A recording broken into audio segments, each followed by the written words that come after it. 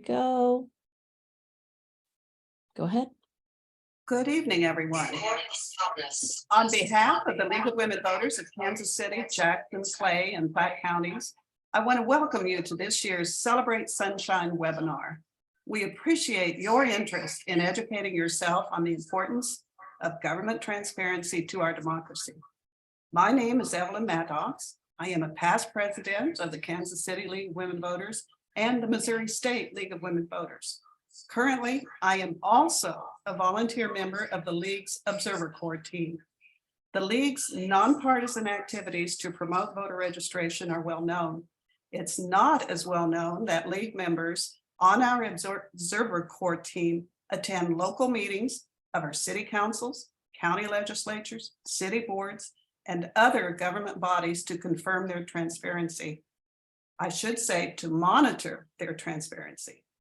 The League believes that transparency in governance is critical to a healthy, to a healthy democracy.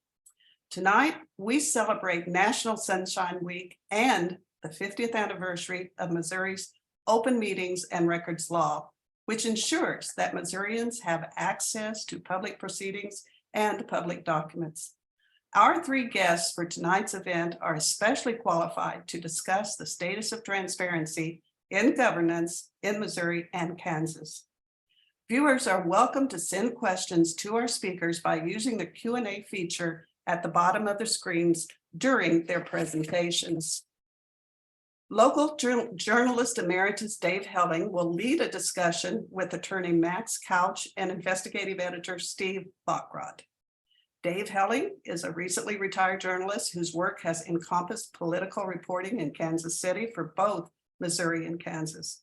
His career began in Nebraska in 1977, after which he worked in Wichita, Kansas in television news. He subsequently worked in television in Kansas City from 1984 to 2005, when he joined the Star, where he was a columnist and served on the editorial.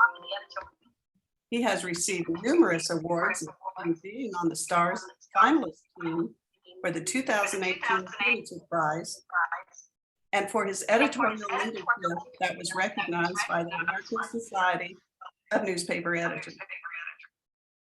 Excuse me a moment, but I would like to ask our webmaster, Terry, is there feedback on your end? Okay, I haven't heard so, Terry. I think we're all right. Yes, I'm just going to ask all of our panelists to mute themselves except for Evelyn, please. Thank you. Our second presenter is Max Kautsch, who is an attorney who is licensed to practice law in both Kansas and Nebraska. He focuses his practice on First Amendment rights and open government law. He helps news media and members of the public assert rights of access to court proceedings, court records, and government agency documents. He serves as the legal hotline attorney for the Kansas Press Association and the Kansas Association of Broadcasters. He is president of the Kansas Coalition for Open Government and is an adjunct professor at the University of Kansas School of Law. He is also hotline counsel to both the Nebraska Press Association and the Nebraska Broadcasters Association. Our third presenter is Steve Vockrodt, who is an award-winning investigative journalist who has reported in Kansas City since 2005. His career has involved covering the intersection of business, government, politics, criminal justice issues, and all types of breaking news issues. He is the current editor for the Midwest Newsroom, which is collaboration of NPR and member stations in Kansas, Missouri, Iowa, and Nebraska. As editor, he provides direction and guidance for reports around the region, as well as producing his own stories. Dave, would you please start what promises to be a very interesting discussion? Thank you. Well, you bet, Evelyn, and thank you for that kind introduction and those of the panelists and for all of our guests tonight. We thank you for joining us for this extraordinarily important discussion about an extraordinarily important topic, which is the way we govern ourselves and how we know what the people who we elect are doing, and how the Sunshine Law or its counterparts in other states contribute to that understanding. So it's great to be with you. Great to have Max with us and Steve. Let me just open with a few introductory remarks, and then we'll hear from the other panelists, get a discussion going. And then again, if you feel like you want to, as a viewer, pose a question or an observation or criticism, feel free to do so by raising your hand or communicating with the moderators, and then we'll do our best to discuss your concerns. Let me just say two sort of general things first, and then again we'll turn it over to Max and Steve. The first concern is this, or the first observation is this. Tonight you'll hear a lot about how reporters have used the Sunshine Law, which is a broad structure of very different statutory provisions that allow government to be open. You'll hear tonight how reporters have used that tool for the last 50 years to try and find out important information about government. But this is so important to understand. The Sunshine Law, or the Kansas Open Records Act, which is the counterpart in Kansas, or even the federal Open Information Act, FOIA, my brain just went out. FOIA is all designed for the public, not just for reporters, it's for everyone. And in fact, we have no special privilege as journalists to access information that doesn't involve the public as well. So it's a tool for everyone to use, not just the people who work for your local newspaper, television station, or radio station. That's important to know. And the second thing is that the broad understanding of, by the way, it's the Freedom of Information Act. I knew it would come to me eventually on the federal level. The other important thing to know is that open government statutes, whatever you call them, however you define them, are under an assault that is, in my nearly 50 years in journalism, is unique, in part because these laws depend to a large degree on the willingness of public officials to abide by them. And for many, many years, there was a rough consensus from people who held elective office that the Sunshine was important, and therefore, to the degree possible, cooperating with Sunshine Law requests was an important thing to do. That is under enormous pressure, as I think you'll hear tonight. And so this is an opportune time for us to say, let's pay attention to how Sunshine Laws work and the pressure that they're under and why they're so important, not just to journalism, but to the public as well. So with those introductory remarks, again, I'm Dave Helling, formerly of the Kansas City Star, journalist retirist is the best way, I think, to refer to me. Let's introduce you to the panel. Max, I'll start with you, and then we'll go to Steve to talk about these issues. You concentrate in Kansas, of course, but give us your overview of the state, if you will, of compliance with the Sunshine Law and what's at stake in terms of how public officials and public bodies understand that statute now and how they're applying.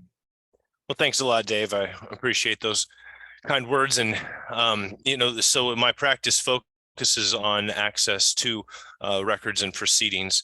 And I do most of that in Kansas and a little bit of it in Nebraska as well.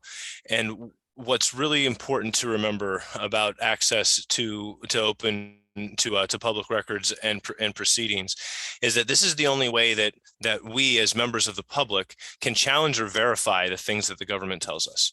Are we just going to accept the bald assertions that come from our leaders' mouths without also going back through and verifying that those things are true? That's really the hallmark.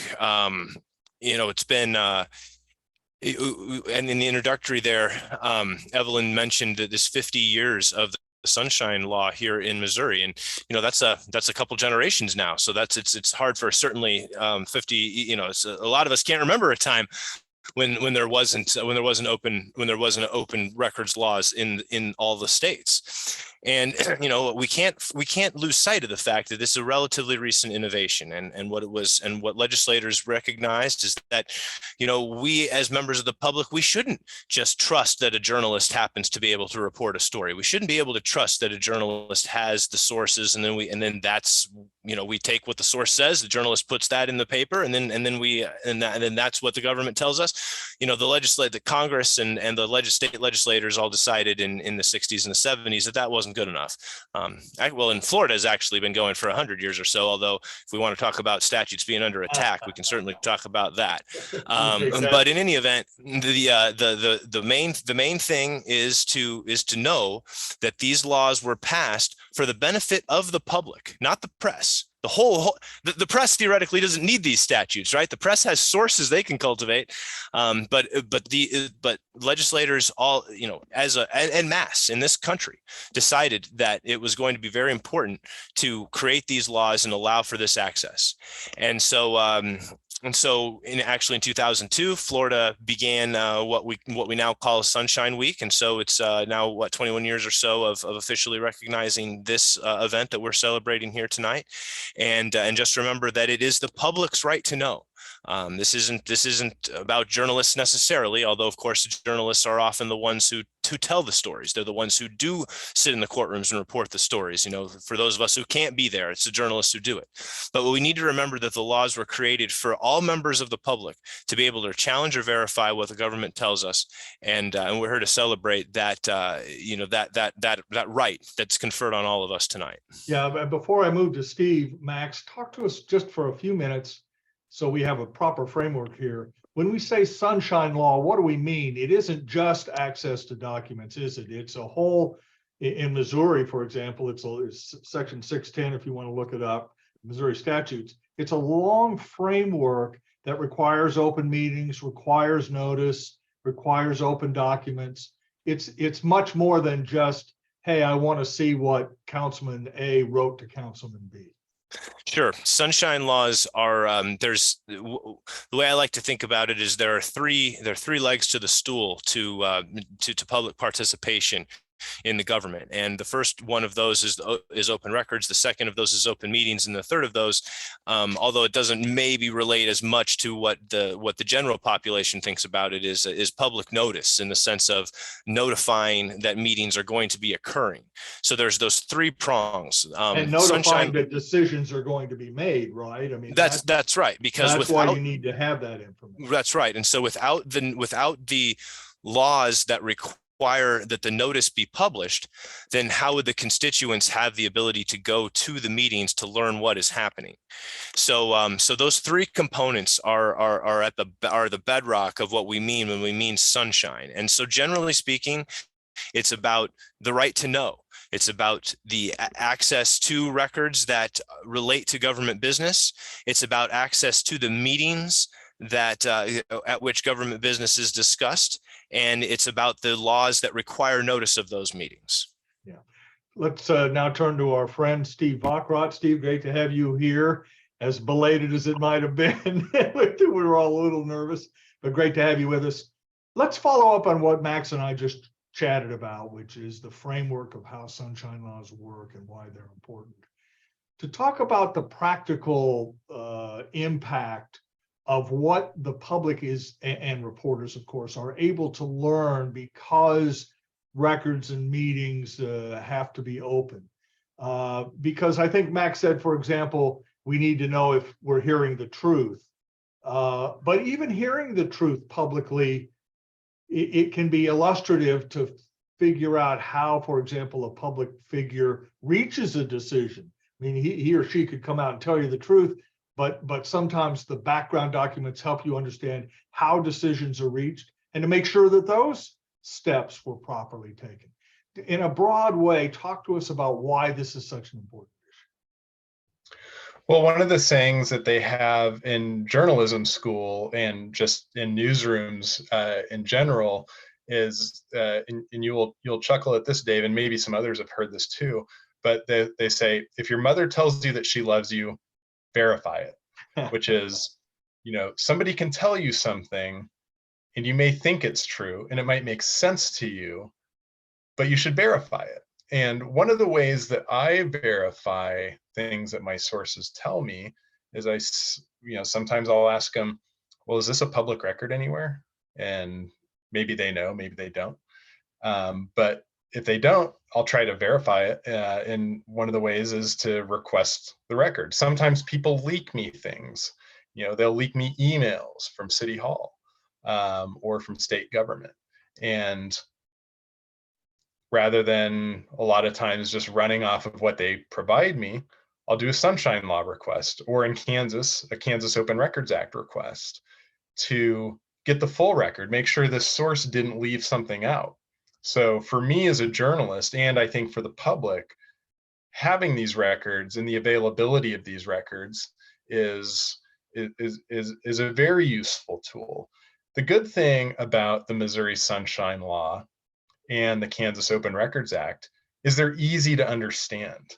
It's not like you're reading securities laws or real estate laws. The verbiage, and I don't know if I can do this, but I put a link to the Sunshine Law in the chat. I don't know if you guys can access that, but it's very easy to understand. It's a very straightforward law. It's written in plain English. Now, that's not to say that you might not need a lawyer, a very capable lawyer like Max, to understand how to apply it and the case law that's been developed in the years since these laws have passed. But you can get a very good sense of how these laws work just by reading the statute. You can find out how to request records. You can find out which records are off limits to you. You can find out how much they're allowed to charge you for the records. And so it's, in that sense, these laws are accessible. Where they are not accessible is that government does not like to be embarrassed. And these records have embarrassing things in them sometimes. So I'll give you guys a quick example if you want. A couple of years ago, there was a big federal law enforcement effort that the feds launched in Kansas City. They called it Operation Legend. And the mayor of Kansas City went on social media and acted like he had no idea that this was getting ready to happen in his city. Well, a source of mine said that that wasn't true. You should go check it out, that the mayor did know about it, and that there was a letter referencing that, referencing his knowledge that this was going to happen. So I put in a Sunshine Law request. City Hall in Kansas City said, we don't have any record of that. That record does not exist. So I go back, work the phones a bit more. Finally, I get somebody who sends me a copy of it. Not an official copy, but one that I think I can rely on. So I go back to City Hall and I said, I think you guys need to double check your records, because I think you guys have a letter that was written on this date and the first two sentences start this way. Well, lo and behold, they send it to me. And it results in a story about how the mayor knew, despite his public representation, that the feds were getting ready to do this law enforcement effort, which was not well received by the public, nor was it well received that I didn't get my records when I asked for them and should have gotten them. Journalists don't get a lot of sympathy in this world anymore, but that was a rare time when I did, because people understood that I should have gotten those records. It made it worse. So, that's just one small example of how I use records to confirm the things that I'm hearing, the things that I suspect. Sometimes I just request records out of routine. There's a certain records that you want to try and get as often as you can just to see what's going on, and you can get stories that way. So in a broad way, I think that answers part of your question, Dave. Yeah, But Max, let me turn back to you real quick for this discussion. Steve's story is unfortunately more common than I think a lot of people know. How much, in your view, do sunshine laws, again broadly defined, depend on the good faith of the actors on the other side of the fence in terms of compliance and reaction to sunshine requests? If Steve had not been leaked the letter that he was leaked, then the denial of a relevant record might have stood forever. And so you have to believe that the people on the other side are following the law. And yet there's a real sense that sometimes you're not getting the full story. Well, I totally sympathize with that experience. I had similarly, I would just affirm that that's happened to, a client of mine as well. Did a open records request for this client, got a denial. The client said, hey, actually, I've got one of the records I requested. Maybe you'll just tell them that. And I did. And, like hours later, like quickly, I had a huge PDF file with a whole bunch of stuff in it. So, a lot of times it is important to, and sometimes you don't have this, the ability to kind of double check because you have a source or a leak or a client or something. So there's no doubt that that not only good faith in terms of we have a record or not, but what I see more often is also just the interpretation of the statute. Really try to twist up the statute, try to make the agencies tend to,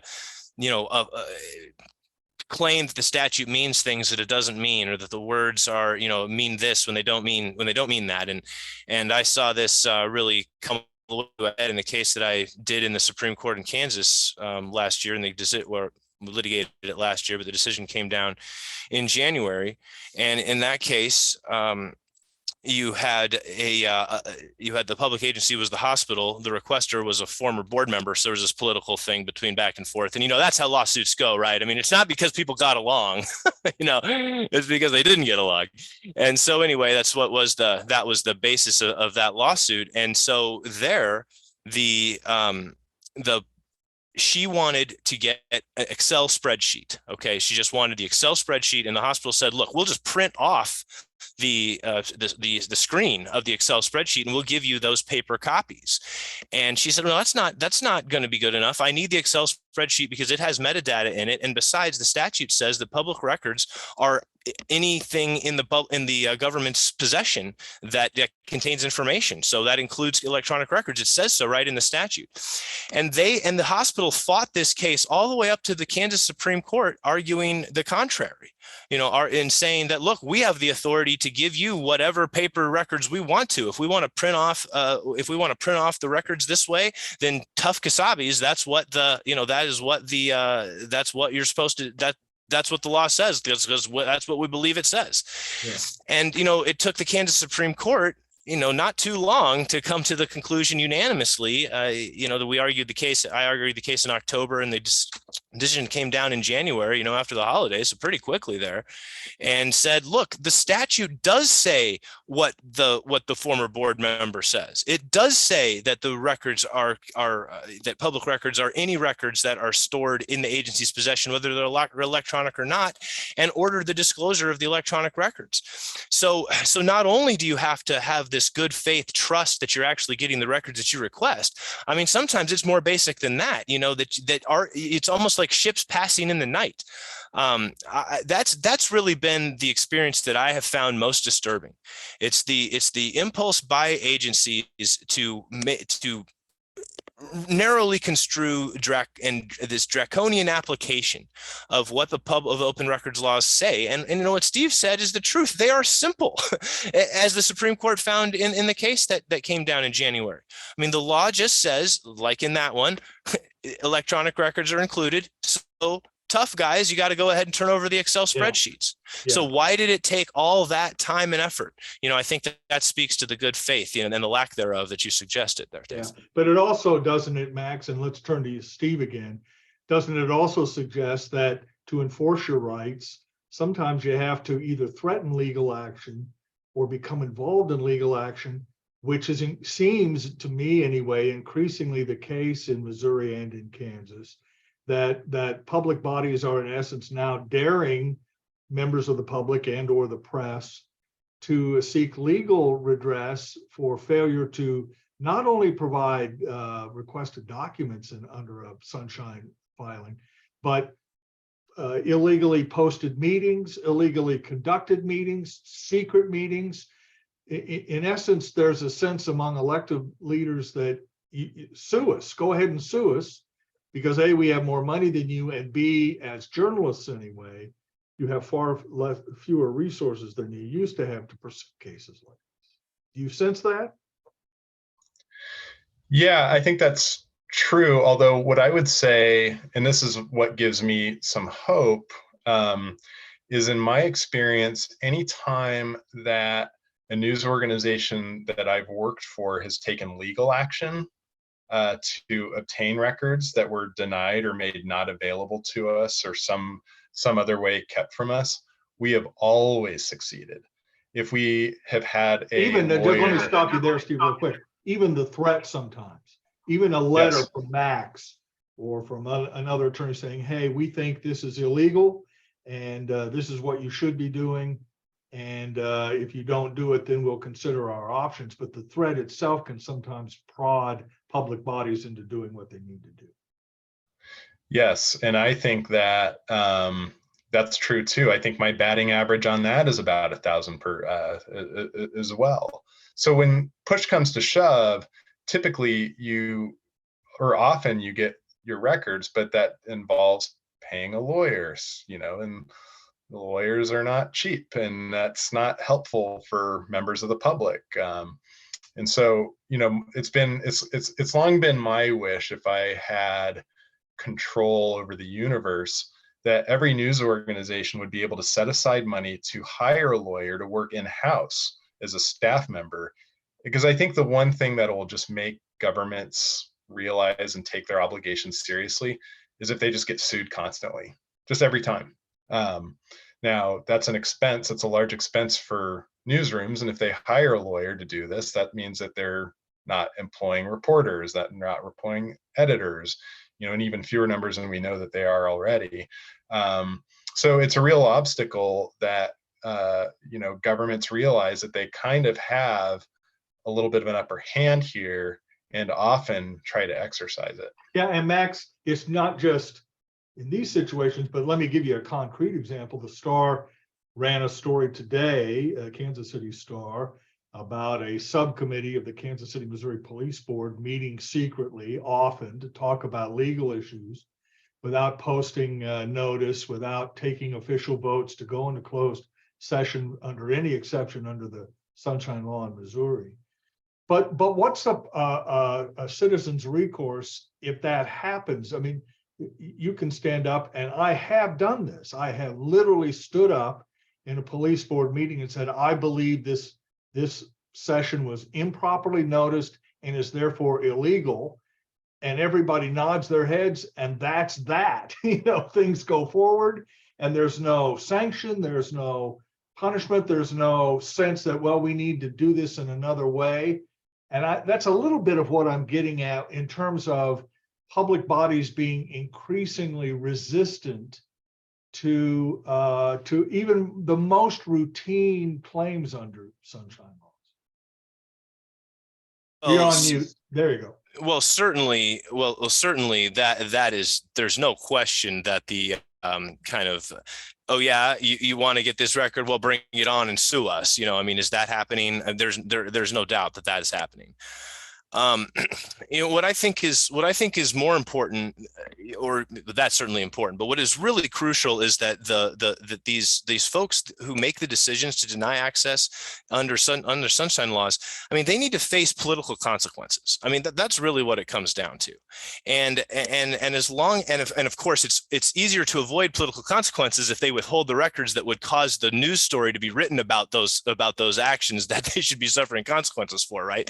But still, the fact remains, it's about engaging the constituents, because if there are bad actors that who have worked to deny records and they continue to be reelected, then what are we really doing? And I would call, to put a Kansas City spin on it, we have the John Albers case, which is a really, really important important open records case that was litigated in Kansas in Johnson County. And, you know, the decision maker who withheld those records, who caused those records to be withheld, that caused the lawsuit to be filed. And those records, again, you know, involved the killing of a 17-year-old kid who was doing nothing wrong. And yet those records were withheld for years until there was a lawsuit that happened. And even after that lawsuit, you know, Steve Howe is the district attorney in Johnson County, and he's the one that made the decision to deny the access. And yet he still won re-election in 2022. I mean, it was like 52 to 48 or something, but still, I mean, so what incentive is there for the public agencies to do the right things when it comes to sunshine law if there aren't any political consequences? Because as journalists and as activists and as lawyers writing opinion pieces, you know, that only goes so far. It has to be the ballot box, you know, that's what matters. And so that's I think that's the source, you know, that's the source of the reticence. But Steve, it isn't, I mean, sometimes I think Max is exactly right. On the other hand, sometimes it's bureaucrats who are denying you access. It's not elected officials. How do you get, I mean, sometimes it's removed, isn't it, from people that you can directly punish at the ballot box. I got to disagree with that. I think, to me, the public agency decisions, I mean, it's whenever I write a demand letter, I mean, I guarantee you it goes right up to the decision-making person. And that's the way it always is, you know, and the folks who are carrying out the administrative bureaucratic, they're just carrying out the policy positions of the elected officials. So no, I don't think it ever comes down to the individual bureaucrat. And do you think that's right, Steve? I mean, I don't necessarily disagree with that, because ultimately you can always follow up the chain to the elected official. But my own experience has been, let me tell a quick story, and then we do have questions. We'll get to those in a minute. This involves a FOIA request, a federal FOIA request. But in the George Bush administration, I was writing a bunch of stories about the scandals surrounding the dismissal of U.S. attorneys around the country. And Kansas City was at ground zero of some of that. And the interim U.S. attorney, a guy from Kansas named Bradley Schlossman, was intimately involved at the Justice Department in Washington with some of the decision making. And I filed a FOIA request for emails, texts, documents, you know, everything I could get involving Bradley Schlossman with the Justice Department. 6 months later, I got 7 pieces of paper back in the mail, and 3 of them were my own reporting. 3 of them were my own stories. And then I think 4 were just generic documents. Well, that was bad enough. And then a year later, the Inspector General for the Justice Department put out his own report, and it was chock full of emails and documents and texts involving this particular U.S. attorney. We should have and could have sued for not complying with our request. But now you're talking 2 years, you're suing the Justice Department with unlimited funds. So sometimes the bureaucrats can be in a bit of a position of not being able to be sanctioned for these kinds of things. Is that your experience or not, Steve? Well, I think FOIA is a little different because of the size of the federal government. And right, no question. But I mean, let me just say, I filed sunshine requests with the Missouri Attorney General that were ignored, that were not timely, that were not completely conducive.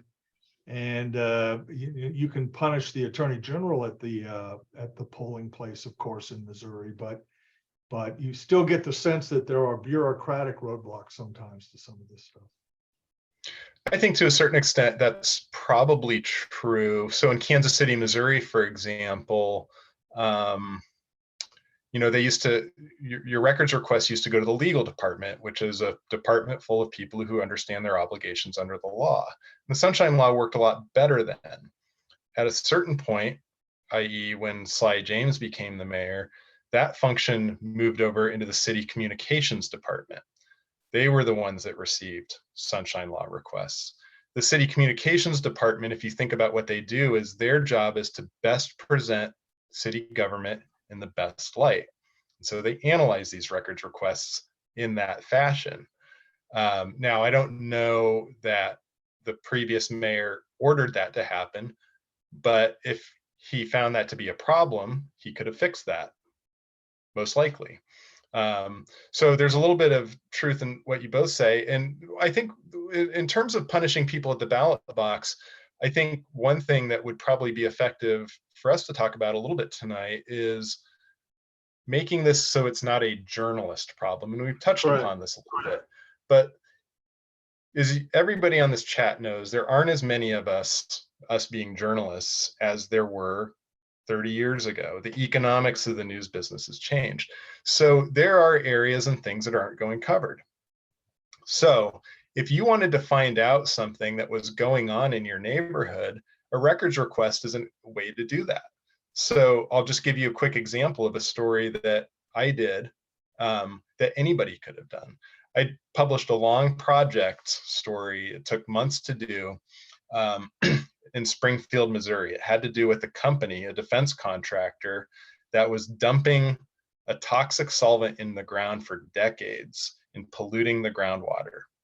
So if you're one of these people who starts suspecting or knowing or finding out that your groundwater is polluted, then what's your option?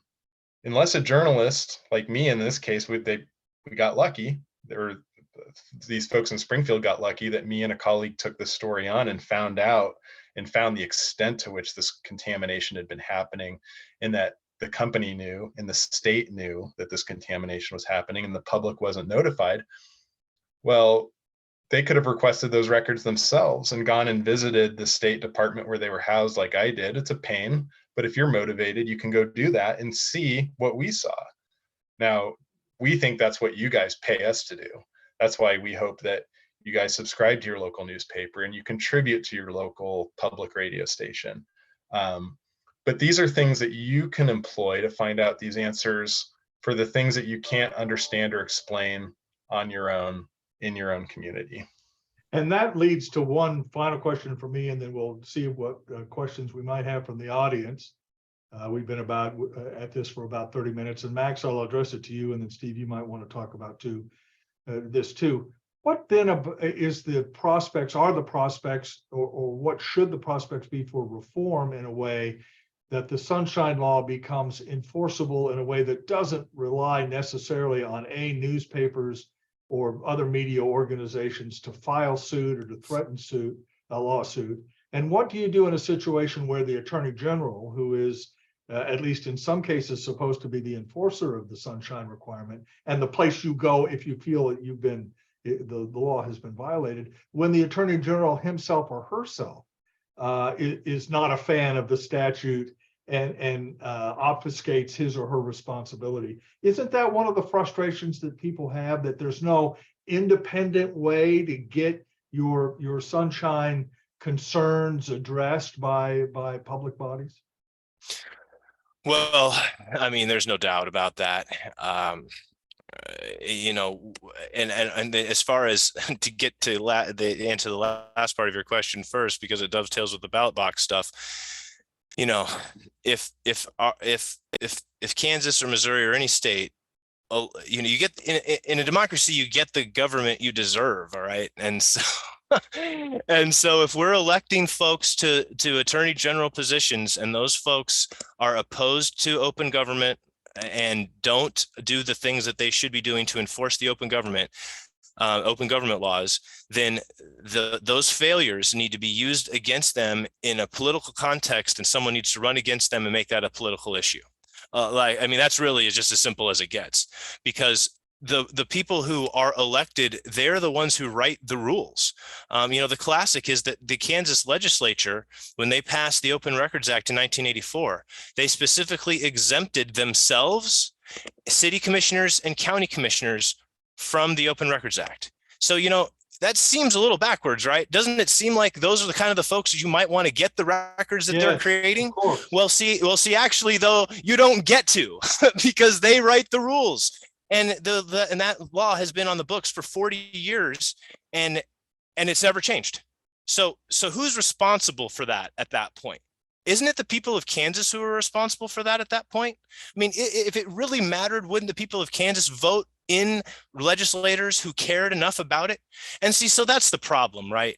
Until there is an actual campaign issue, that galvanizes, that makes it so that there are actual political consequences for the folks who do not follow the open government laws and for attorneys general who don't go along with enforcement. There's got to be political consequences.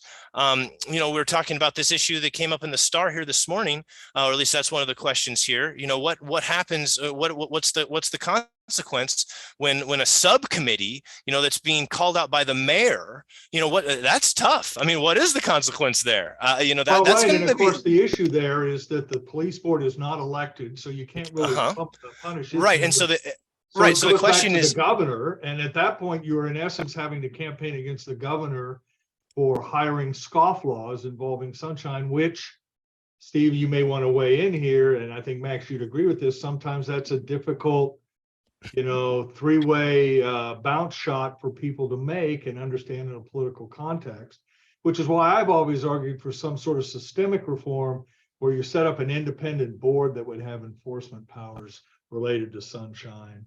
Now, no boards are completely independent. You have to have some way to appoint the members and pay for them and that type of thing. But you get the sense that the public gets frustrated and reporters get frustrated because the enforcement mechanisms are so hard to access. Right or wrong, Steve? Right. You're largely right. My reporting in my current job has taken me to different places where I've experienced different state records laws. Illinois was a nice experience where you can appeal a decision about your about the outcome of your records law to the state attorney general, and there's somebody whose job it is to adjudicate whether you were properly denied the records or not. We had some success there, and that was a nice feeling because we don't get that in Kansas or Missouri. There is no appeals process. When I shared that example of the mayor not being truthful about his knowledge of this federal law enforcement effort, I sent a complaint to the Missouri Attorney General. I said they violated the Sunshine Law. And they took months to do anything about it. And in the end, they just had a few staffers take a class on how the Sunshine Law works. Well, they already know how it works, so it doesn't really deter them. So that's a short. People should understand just quickly, some states do this right, Max, right? I mean, there are, I needed a record in Colorado for a story about a year ago. I sent an email, it was a police record. I sent an email to the department, I think it was the sheriff's department. And within an hour, I had a response, click this link, send us $10. We'll have the record in your hand. It took about 24 hours to address the request, something that in Missouri or potentially in Kansas might have taken months to achieve. Well, I also think that also comes into your thing about the kind of the middle management person and the decision making. Yes. I definitely agree that on that sort of basic level, yes, the proclivities of the person who's actually responding to the emails, that might matter. To me, you got to remember, I think about things less as more as a journalist in the trying to meet a deadline, and more as a lawyer with the long game. And so to me, yes. So to me, when you've got a middle management person that's giving you a hard time, it's because there's a directive from their authority that says that they have to be this way, right? And so, and it's not just a directive, is it, Max? It's an attitude. It's an understanding that public records belong to the public. I mean, yes. I think that's one of the biggest arguments we always have is we'd like this, piece of paper or this email. Well, no, you can't have it because we don't want to give it to you. And the argument you have to make is it doesn't belong to you. It's not yours. And this actually dovetails nicely into a question that Evelyn posed to me, which do you mind if I tackle this real quick, Dave? So she wrote, sometimes public records contain the name, address, and other personal information of individuals who are not public figures. In your opinion, what should determine if personal records of private citizens should be released with records that are truly open records? Now, this question has to do with the bills that are in the legislature right now, and that's HB, let's see, that's 394 and SB 174. And so one of the things that those bills would do, and this is a trend that's happening in other states, is to basically narrow the class of open records. We're going to say, okay, certain things are personally identifiable, and that means that those things are always going to have to be redacted from public records. And so what Evelyn's question really gets to is the competing interests of the public right to know how taxpayer dollars are spent. That's on the one hand, and the other hand is the privacy of the individual involved. And so it's always a balancing test where you have to weigh. So certainly a staffer who is an employee who doesn't make any decisions for the government and how taxpayer dollars are used, they're only somebody that executes assignments from a higher up. That would, that argument then lends more credence to the idea that their information doesn't need to be disclosed, right? Because they're low level, they're not making any decisions about how your taxpayer money is being spent. On the other hand, folks who, maybe their authority is granted by statute, their positions are created by statute, they're the ones that give the orders. I think it'd be really difficult to say, hey, those people's private or personal information, in the sense of their emails or whatever should be disclosed. So it's always a slippery slope that comes in on a case-by-case basis, and it can't be blanketly dealt with. So that just makes it hard. All right, let's get to some of the questions. And with the permission of the league people, I'll just go ahead and read a couple of them, and then we'll go forward from there. We have a question: can we file a request for all the communication among several states' AGs regarding their lawsuits, such as a threat to pharmacies for abortion pills? This is an important question. Steve, we'll go to you first, in part because Missouri, and to a certain degree Kansas, as Max, as you know, AGs in both states have been extraordinarily aggressive in suing the federal government over a host of policies. And I think what the questioner is asking is, can we get a sense of what the communications have been to try and understand the relationship between Missouri and Texas and Kansas and these lawsuits? And the problem, of course, is that there's a legal work product exemption in most sunshine laws. Steve, you want to tackle that one? What can we get at that information, or will that take forever? Well, what I always say when I'm dealing with reporters or people in the public who have questions like, can I file a request for this or that, is it never hurts to try. It doesn't cost you anything to send in the request. Now I can envision, and I don't say this to discourage you, I say this as a expectation setting goal, and Dave, you touched on this, is that I anticipate the possibility of an argument that, lawyers, legal work product is exempt. They're talking about litigation strategy. If your communications are asking for something that they feel like touches on that, they may deny a request. But again, if you get your request denied, it didn't cost you anything. So in general, I err on the side of just requesting the records if you think something is up. And what you're describing is something that I do all the time. I think something's up. Well, the best way to get at it a lot of times is just to file a sunshine law request or a CORA request. With the expectations that maybe, particularly involving our local attorneys general, that compliance is going to be difficult. I mean, it's not even legal. I think, and you may know this, Steve, talk about this a little bit, all the reporting that's been involved with Eric Schmidt when he was attorney general, and his participation in various lawsuits involving the 2020 election results, which isn't even a legal thing, and the Republican Attorneys General's Association and all that. And that material has been hard to get to, in part because of the stone wall in the Attorney General's office. Yeah, I think. Go ahead, Steve, and then Max. Yeah, I think I haven't had a lot. I've had rather poor luck getting stuff out of state attorney general's offices. And they're supposed to enforce the law. That's what drives you crazy. Yeah, but here's why I would say if you have a hunch, just go ahead and file the records request and then just see where the chips fall. I'll share a quick example. This isn't an AG's office, but it does deal with election fraud. It was a story I did last year.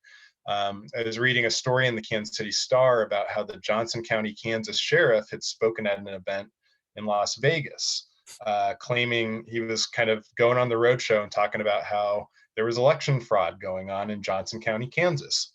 And the Star story referenced a meeting that the sheriff had had with the county's the county's attorney.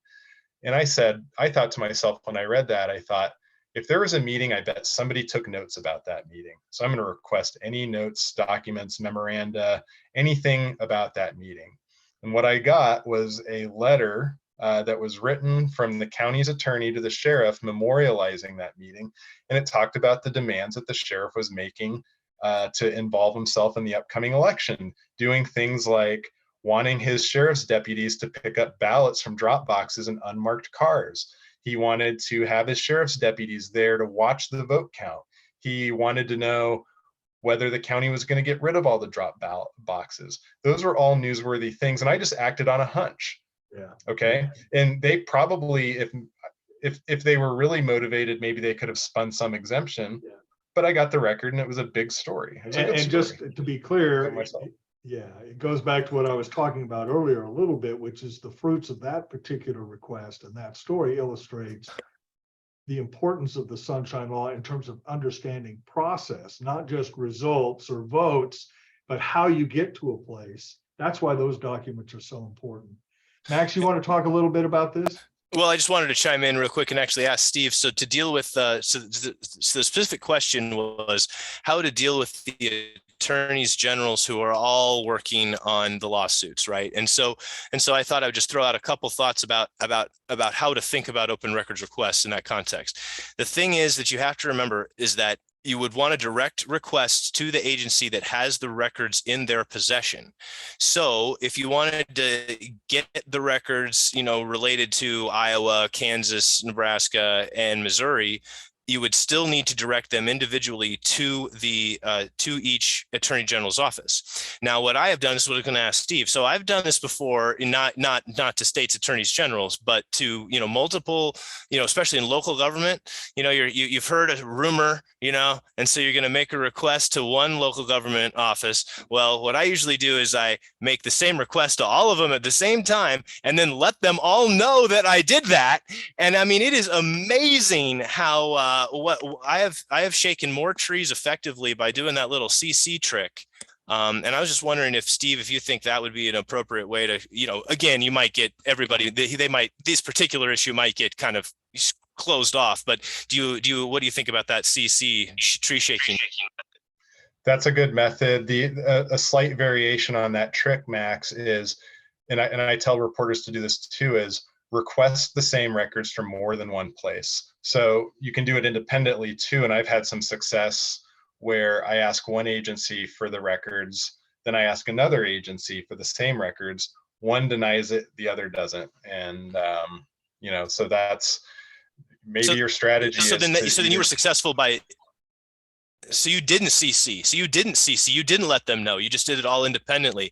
I see. Okay. Yeah. All right. No, I can see how that's a more shadow way. Yeah. Yeah. Let me throw out one other sort of tactic that I've used to some success. It doesn't always work, but sometimes you can just call and ask for a document and say, look, if you don't give it to me, I'm happy to file a sunshine request.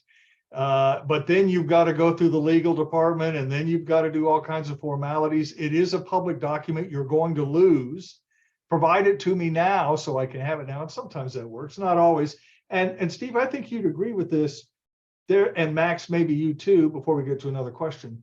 There is a value in the impact that a sunshine request has on public figures if they know it once it comes. In other words, they know someone's watching, and there's a value to that too, isn't there? That public figures know that someone is watching beyond just sitting in the audience, that someone is really looking for stuff. Steve, I'll go to you first. Yeah, I think that's generally true. It also does motivate a bit of a cat and mouse game. Where they they take their records offline, which, well, when I say offline, they use private emails, or there's a question in the chat about the use of self-destructing messages, which is a really insidious Talk strategy. about that a little bit. This is the Confide investigation that Jason Hancock and others were so involved in. Yeah, and Max is probably a little bit better suited to answer specific questions about that. But yeah, the governor of Missouri, Eric Greitens, was using Confide which is basically it's like a text messaging app. So you send a text message to somebody on this Confide app, they open it, they see the message, but as soon as they close it, it deletes forever. And you can't screenshot it, is my understanding too. And let me just interrupt this quickly to make sure that people understand, people who are watching. One of the provisions of Sunshine Law is preservation of records, that you need to preserve public records. You can't just look at it and toss it away. That's where Confide got into trouble, because they arguably violated the preservation of records requirement. Steve? Yeah, that's true. I think it was, and I can't remember how the judge ruled on that case, or the one stemming from the AG's office use of Confide.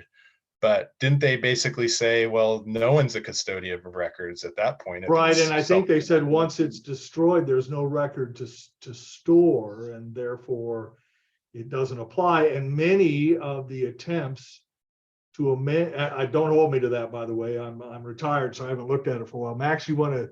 Yeah, I think I can answer this. So what the judge did was basically, so what one of the, in the chat, what we're talking about a little bit, and this is sort of going towards reform, I think, you know, what right. Possible reform could there be?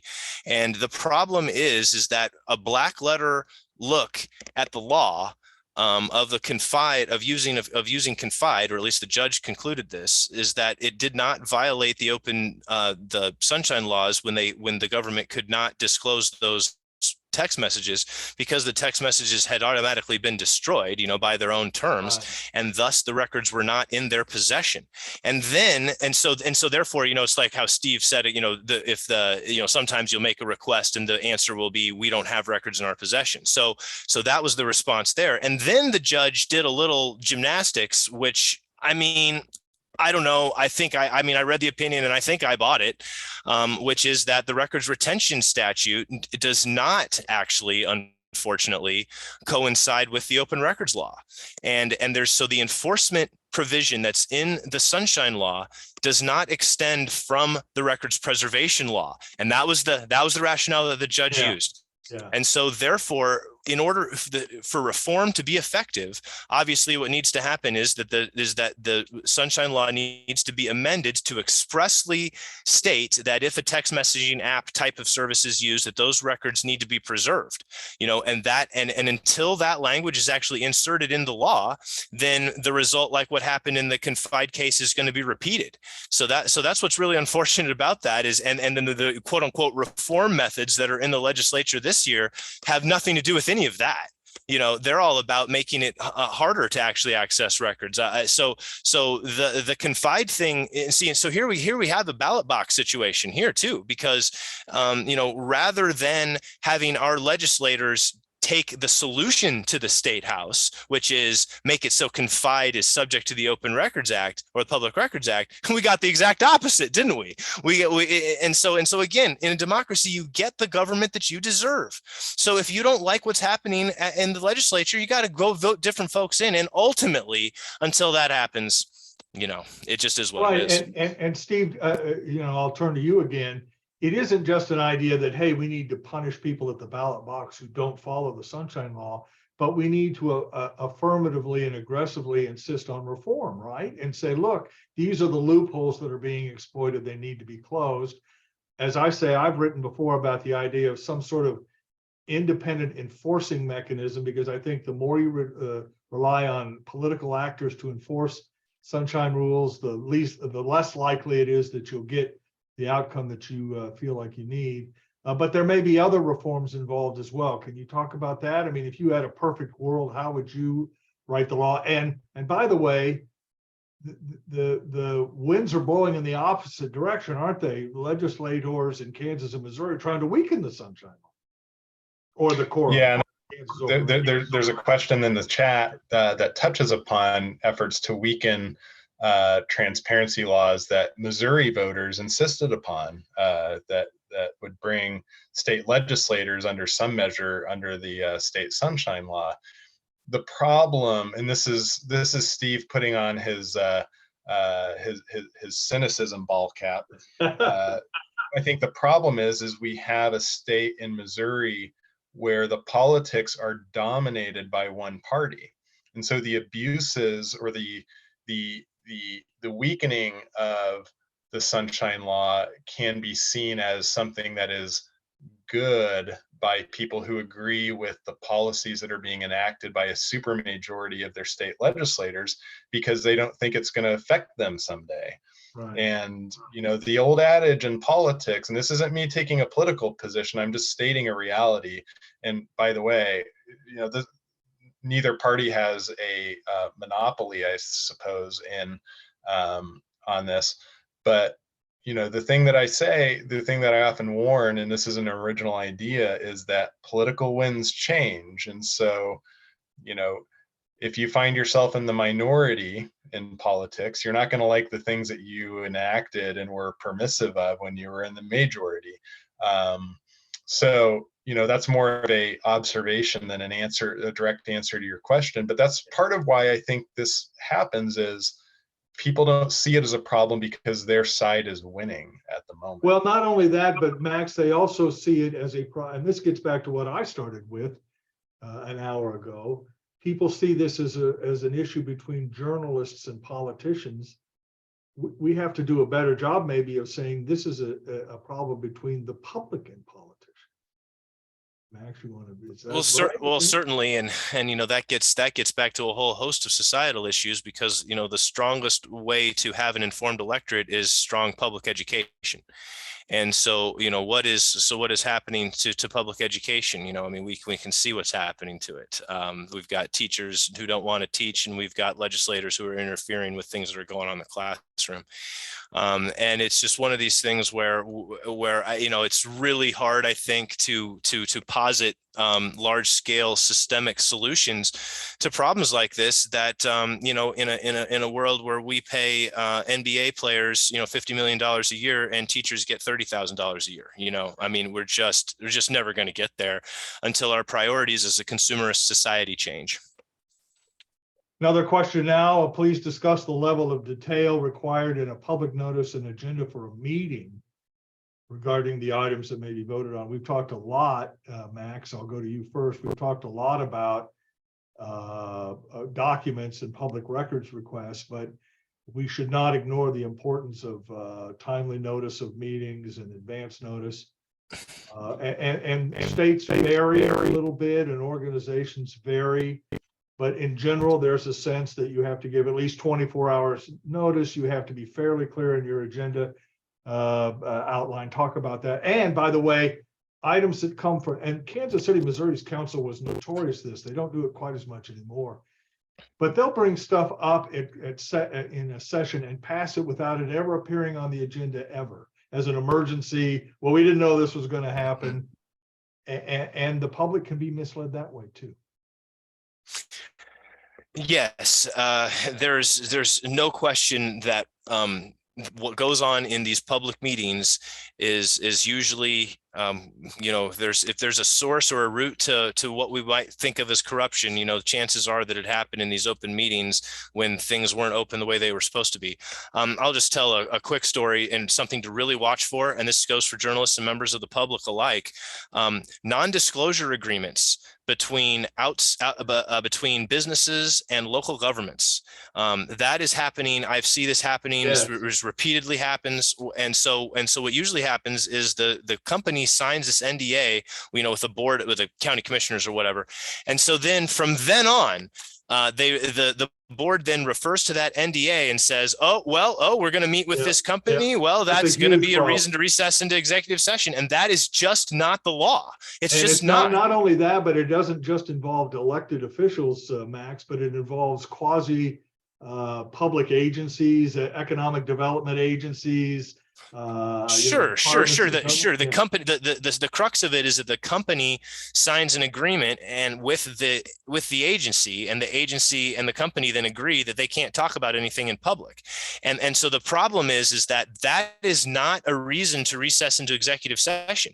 If that were the case, we could contract away any law we don't like. Oh, you don't want to be charged with murder? All right, well, let's just sign this agreement. That's why assisted suicide is murder. You can't just contract away rules and rights. And that's what they're basically trying to do here with the NDAs. So if you believe that if you are a member of a community and you believe that public hearings or public meetings are not as transparent as they should be, and you're wondering why, do an open records request for any non-disclosure agreements between that entity and the business that you think that they might be negotiating with.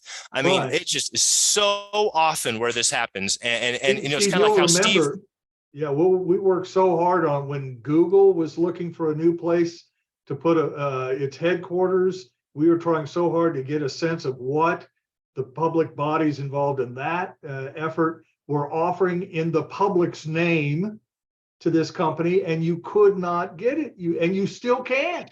You still can't. Well, I'll put a caveat on that. Are you talking about Google or Amazon? Amazon. I said Google. Yeah. Amazon. So HQ2. Amazon was trying. You all remember when Amazon was doing this like HQ2, the second headquarters that was going to be outside of Seattle, and they kind of did a cattle call for every city to submit your best bid on who's going to on who should host this second headquarters, which is going to be like something like 12,000 jobs, or maybe probably even more than that. So all these cities, submitted these bids, and in Kansas City, they left that in the possession of the Kansas City Area Development Council, which is a investor-run agency. It's not a public agency, and therefore Dave and I couldn't get those records. However, I did request what the state was offering, and the state didn't do that. They did it out of the Missouri Department of Economic Development, and they were getting ready to offer $2 billion in tax incentives. That's just on the state level. I ran a story about that. So again, this is why records laws are good to have, because that enables you, me, or some other person to find out that the state was getting ready to fork over $2 billion of your money, my money, Dave's money, Max's money, because we all pay the earnings tax. Without asking anyone's permission to do so. Right. It was just an We offer got into that made. problem a little bit, didn't we, Max, over in Kansas with the Panasonic battery plant? I mean, that was hidden from public. Yeah, that's exactly the same thing that happened. That's exactly what happened there, except that was even worse because the legislature did an end around to make it so that it was actually legal to circumvent the Open Meetings Act. That was a bad one. That was a bad one. And once again, what are the political consequences? Well, Governor Kelly was reelected. So I mean, I don't know. Yeah.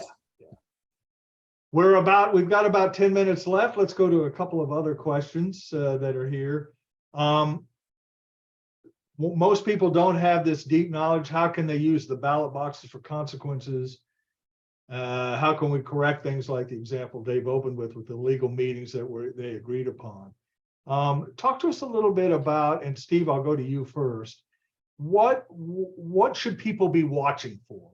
Again, if they're not, you don't read the paper every day, you don't listen to KCUR, you're ill-informed if that's the case, but you don't watch this stuff as deeply as maybe you and I and Max do. Where's the end point for the public, do you think? Or is there a place? I would say that if you're not reading the local press, or in some cases, the local press isn't covering your community, then it does become incumbent on you to at least check out the agendas. Which are posted online typically. Which are posted online. You can watch the meetings online. Now you have to get in a little bit of a routine and a habit of doing that if you really want to kind of pick up what's going on.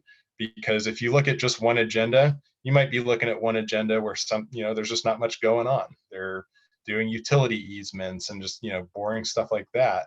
Yeah.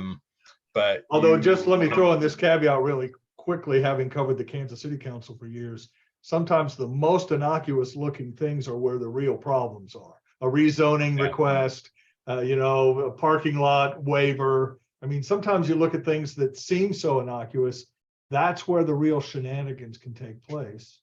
And that's what you need to pay a little bit of attention to. Yep. Max, you want to talk about that? How can members of the public or someone who watches this webinar later and says, gosh, this is driving me crazy. What do I need to do? What's the first step, or is there a first step? Well, I think a good step would be to get on the email listserv for the agendas for all the public meetings. Reviewing. So, so I just request, I'm here in Lawrence, so I get the Lawrence City Commission agendas, every week when they're meeting. And so then I can just, casually review those agenda items and see, if there's anything that catches my eye. I think, another one of the questions on the chat had to do with, the degradation of local media. That's certainly true.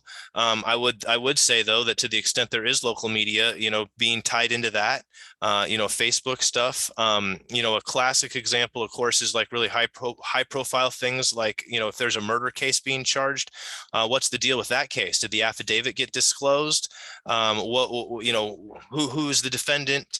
Is it possible that there's a dishonesty problem with the police? It's just one of those things where, on the chat, it's kind of like inside baseball. It is inside baseball. I mean, this is inside baseball, unfortunately, because it takes being educated and caring enough about this to know why it matters. But the simple reason why it matters is because only by being informed can you then make the right decisions at the ballot box, and only by knowing what to do, or knowing what the political issues are, can you decide, hey, I want to run for office, or I want to support this person for office, or I'm going to vote for this. And it's just all about education. Well, the other part of that, Max, and again, as we get close to the end, the other part about that is we have got to convince people and the public needs to come to understand, some members do, not all, that when you make a request as a member of the public, not a reporter, not a journalist, but just as a member of the public, when you make a request for an agenda item or more background or more documents, you're not asking for them to do you a favor. It's your material. It belongs to you. You paid for it. If there's a report, if there's some consultant takes a look at the swimming pools in your community and decides one needs to close, you have a right to know how he or she got to that decision point. That you're not asking for a favor if you call the mayor and say, hey, I'd like to, see the work product. You have a right to it. You paid for it.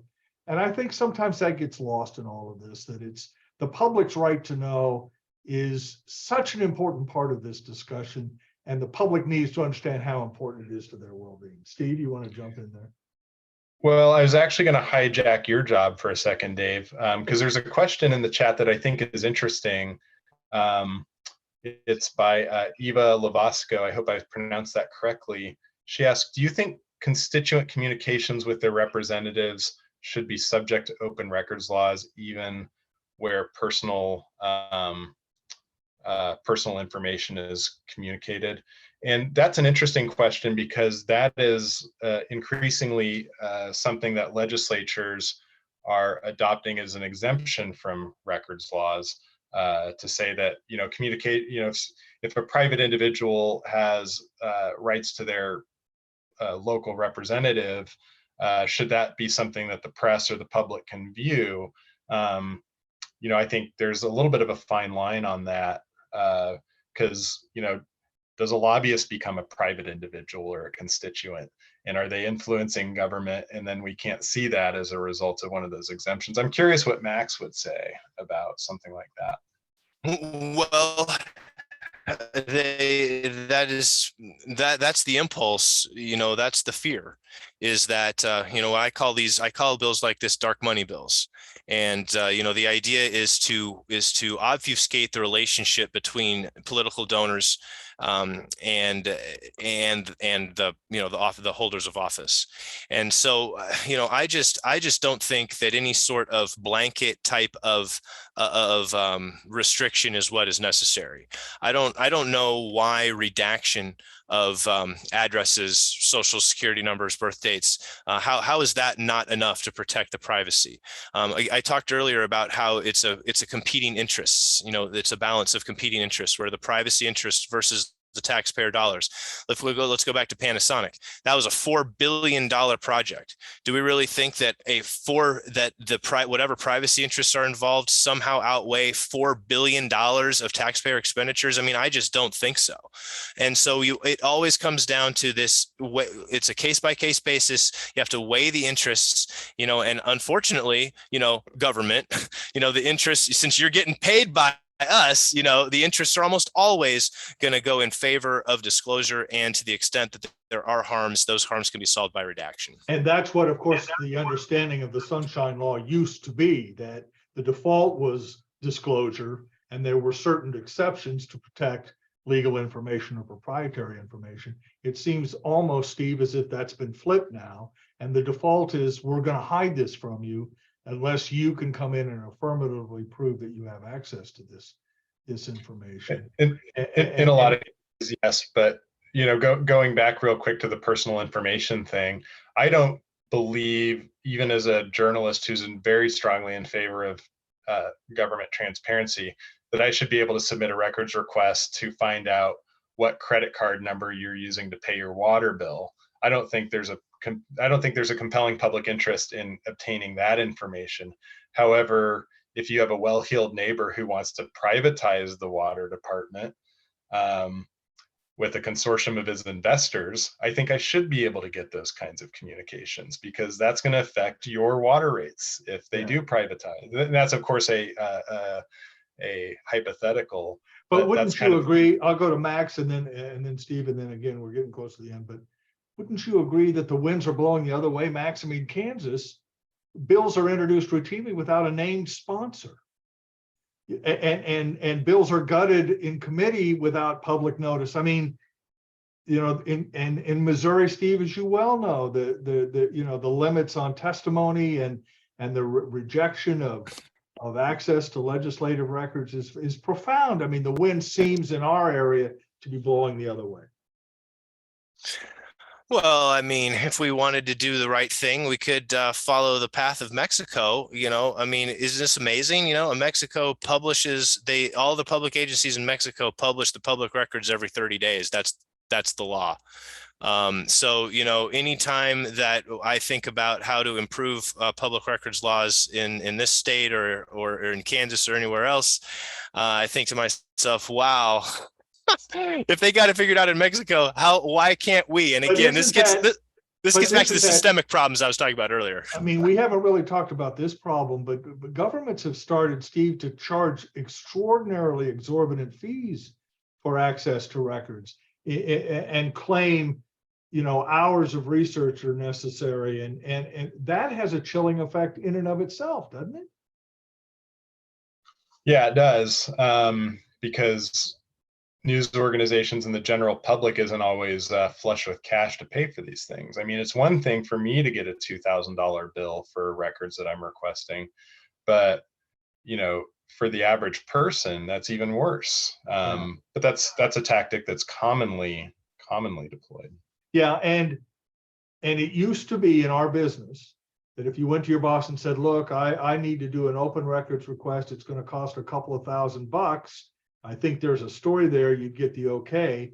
Now, the news organization tends to be willing to spend the $2,000 if you can guarantee that the information you want is newsworthy, which of course is impossible because you won't know what you have until you have.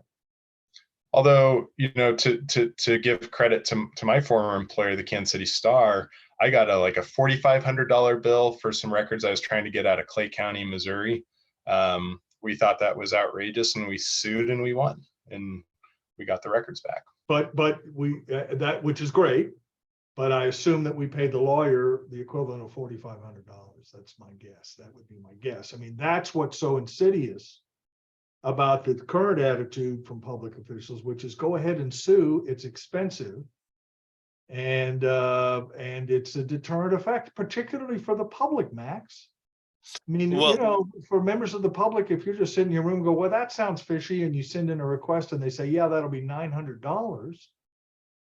Going to a lawyer is not obviously the next step. it is distressing, and it's just hard for me to really be able to wax poetic about it, despite other than to just think about the greater systemic problems that we have in this country, and one of them is the consolidation of power. And it's kind of like what Steve suggested. I mean, once you're in power, you never think you're not going to be in power, so you want to do everything you can to protect that, and that usually involves you had to be ambitious to get to the point where you were in power in the first place, so that means you're probably willing to cut some corners. I mean, I don't know. It's democracy is a beast. Well, right, exactly right. Journalism is too, and being a member of the public is a beast. Well, we've got about 10 minutes left, give or take. We've had great questions tonight. We really appreciate that. Before I turn it back over to Evelyn, Max, why don't you start? Give us some final thoughts if you have any, and then Steve, take a couple of minutes. What should we take away from this session? What should we be thinking about in terms of the Sunshine Law broadly, celebrating its 50-year anniversary, and how important it is to us? I think the most important thing and I saw this on the chat a little bit, I think one of the most important things to be done is to reach out to your local state legislator and emphasize to them how important it is to keep Missouri Sunshine Laws the way that they are, to the extent that they are, and to improve them if possible, and certainly not to spend any time weakening them, which is what the two bills that are positing to do at this time. It has to be about electoral consequences, and those consequences are felt by legislators who get messages from their constituents that say, if you vote this way, I will vote you out, and I will get on social media and I will recruit all my friends to vote you out. and unfortunately, until that kind of thing happens, we can just expect the same sort of rigmarole to go down in Kansas and Missouri, because it's the establishment that they've remained in power, and until they get out, it just is what it is. And it'll only get worse. Steve, a couple of minutes. What should we take away from this meeting, and what should people in your mind know about the importance of the Sunshine Law? I'm trying to reorient the thinking of the reporters I work with who get denied and get the runaround on records requests. And it's easy in our jobs to sort of feel like, oh, that's just the usual routine, but I'm trying to sort of break people of that thinking.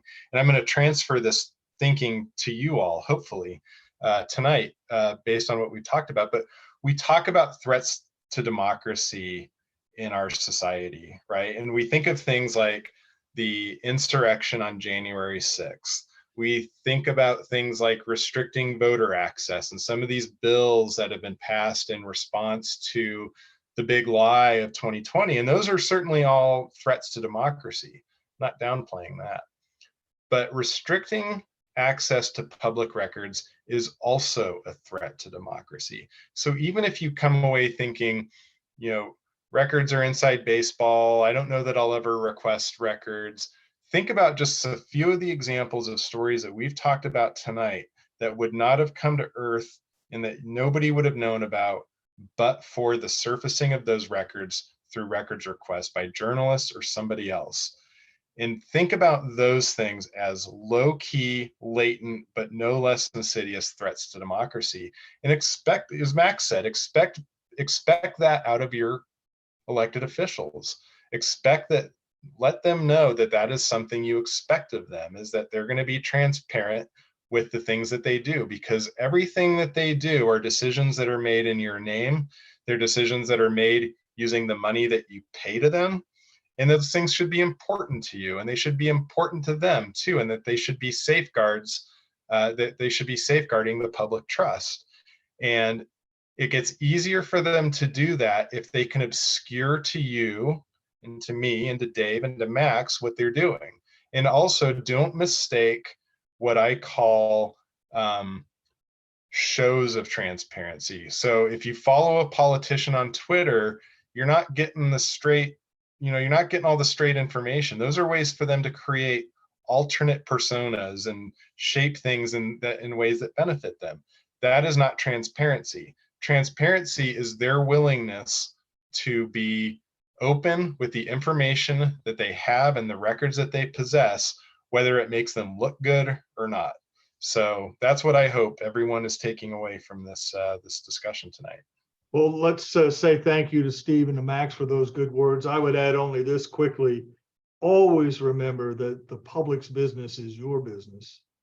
And that whatever the public does in your name belongs to you. It doesn't belong to the elected official or the bureaucrat.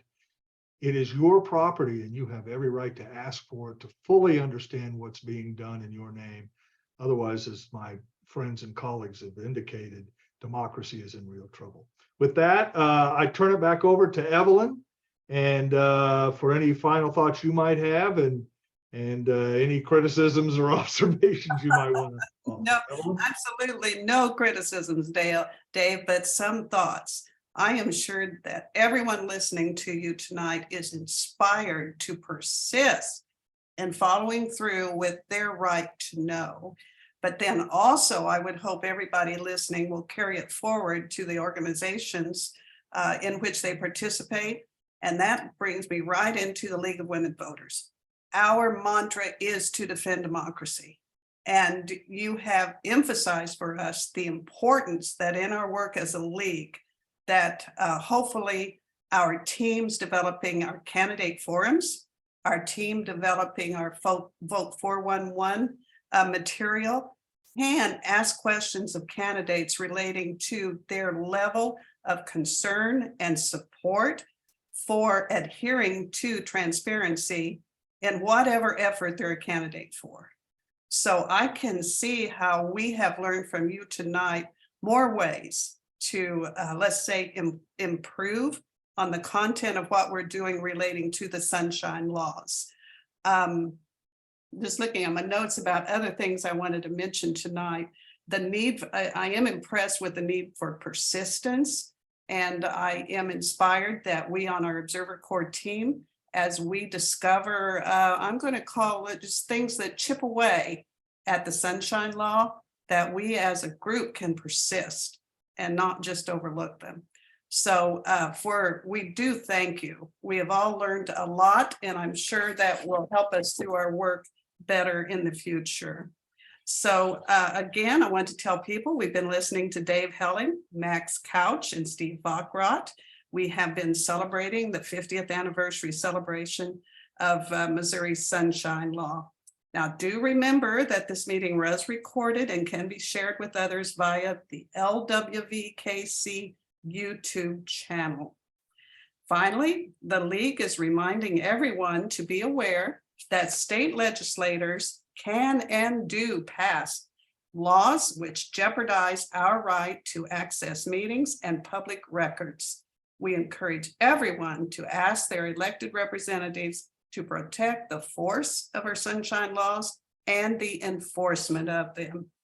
We want you to remember, open government is good government. So good night, and we'll see you next year during Sunshine Week.